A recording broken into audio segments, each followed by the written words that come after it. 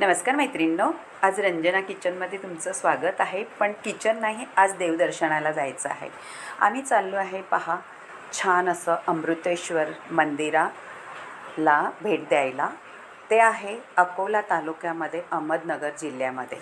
अगदी छान 150 वर्ष पुराणकाली मंदिर आहे आणि ते भंडारदऱ्याच्या पायथ्याशी वसलेलं आहे. पहा किती सुंदर मंदिर आणि पुराण काळांमधली जसं त्याची घडणदळण आणि शंकराचं देऊळ आहे. पिंड ही पाण्यामध्ये असते, 1.5 फूट पाणी आहे, त्याच्यामध्ये पिंड आहे. अगदी मनाला मोहणारं हे मंदिर. नक्की तुम्ही त्याला भेट द्या, तुम्हालाही आवडेल जायला.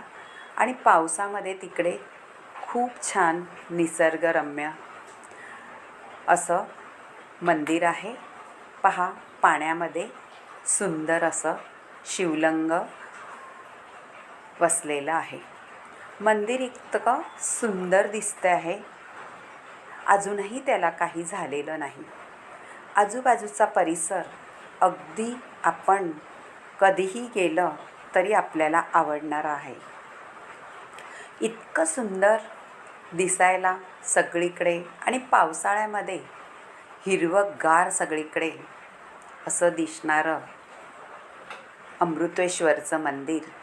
नक्कीच तुम्ही भेट द्या, तुम्हालाही तेवढंच आवडेल.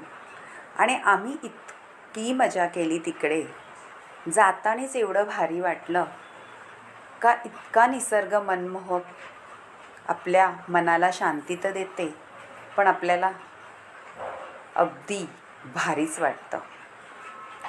पहा, सगळं परिसर किती नटलेला आहे आणि तिकडचं खूप पर्यटक येतात.